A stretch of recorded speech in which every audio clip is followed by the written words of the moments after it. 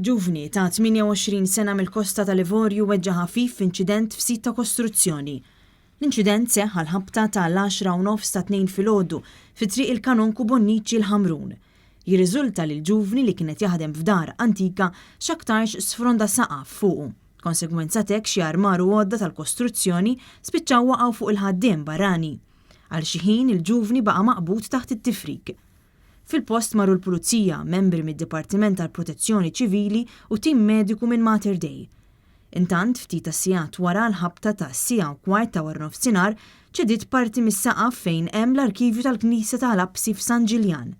F'dan l-inċident weġġa' raġel ta' 35 sena residenti s-Swieqi li skont il-Pulizija kienet jiknes il-bejt biex jibda xi xogħol ta' manutenzjoni. L-arkivju jinsab eżatt bis-swit din il-Knisja l-Antika ta' San Ġiljan. Il-Knisja nnifisha ma sofrit l-ebda ħsara. Fil-post marru l-Pulizija, il-Protezzjoni Ċivili u tim mediku mill-isptar. Ir-raġel li weġġa' mhux fil-periklu tal-mewt.